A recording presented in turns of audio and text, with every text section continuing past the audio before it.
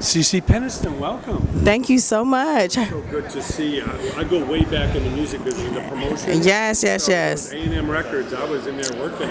All up in the vinyl, 45s, all that, right? What do you think when you pass that lot there, Sunset and La Brea? You know what? I think that's where I started. That was 1991. People had a different feel of music. It was dance, it was R&B, real music. Absolutely. Yeah, real Before singing. The internet kind of wrecked everything. It was the clubs. It was So I'm before the computers took over. And you're right, but so I'm gonna say there's good and there's bad to the internet. So the good is you're your own publicist. You have Instagram, your Twitter, all that stuff that helps you advertise exactly who you are. Then there's the 90s who, you had your records, you had your hits. VH1, MTV were actually VH1 were video channels. So it's like, but now they're reality channels. So there's good and bad to each one. I prefer MTV and BET myself. Yeah, BET, like look, that too, because I was just on. Imagine kids even sitting there watching for hours music video. So I used to rush home and be like, hey, the new video is coming on. There's a new world premiere, right? And I was just on Black Girls Rock myself. So for me, BET was very pinnacle in my career. I had like 1 hour specials. I would do live band. I would do just like interviews and stuff like that with Sherry Shepherd and Donnie, you know what I mean? So it's just a different era. It doesn't mean it's good or bad, it just means it's different. So you got to see more behind the artist and really got to feel the music a little more. It was real. So I'm gonna say this, with reality TV, you can't help but feel that it's real, because they catch you in moments where like you can't hide, and either you choose to be transparent or you don't. On video or on Instagram, you choose to be transparent or you don't. Yeah.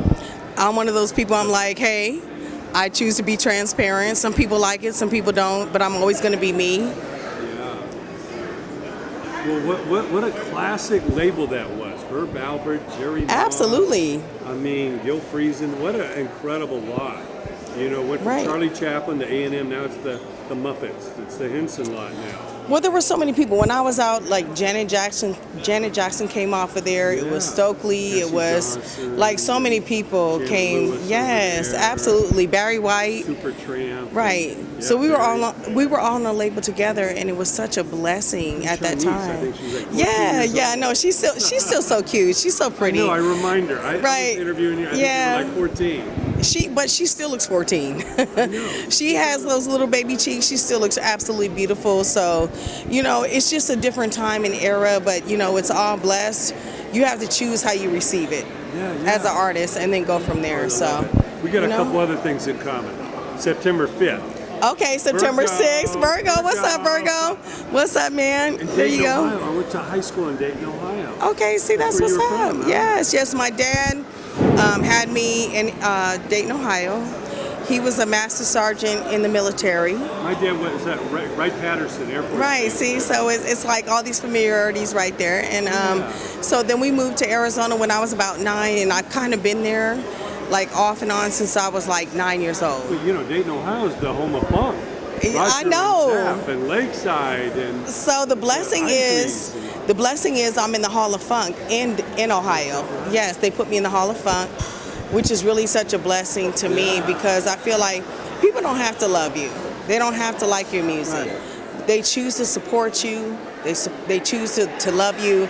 And I feel like for me, like in 91 when it finally came out, it was like, hey, you created a lot of memories, and so that's kind of like how things went from there. You know what I'm saying? So. But what a run. I mean, Thank you. Performing at Aretha Franklin's birthday party in Detroit. Oh, I had to pull to the right. Like, Aretha was like, look. God. So she had called me, right? She was like, I want you to perform for my party, right? I said, "Woo!" Like, I skidded to the right. I was like, because I absolutely love her.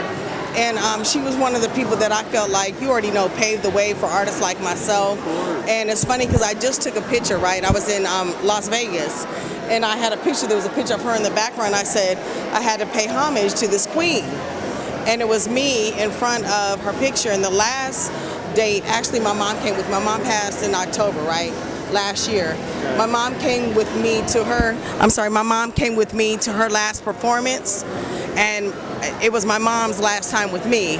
So there was a lot of like memories there for me. So I'm thankful to her for what she gave to artists like myself, and that the last time I spent time with my mom was at her event. So many memories. Yeah, no, that's strong. I hear these stories of Smokey Robinson growing up at the same block as Aretha and Diana. Right.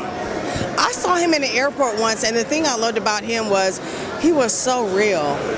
He was just really, he was super humble, like he's really real, like, and I saw him on a poetry set, and he was so amazing. He's so real. So I appreciate, like I said, everybody who loves me and gives me love, and Performing for Pope John Paul II, the Bill Clinton inauguration.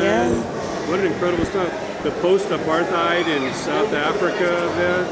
Absolutely, that's definitely some history, and I thank God for that, because not everybody gets those opportunities, and so for me to have those opportunities, I feel really blessed, and I'm thankful. So absolutely, yes. But five number ones. 5 number ones, and Billboard's top 100 dance club artists of all time.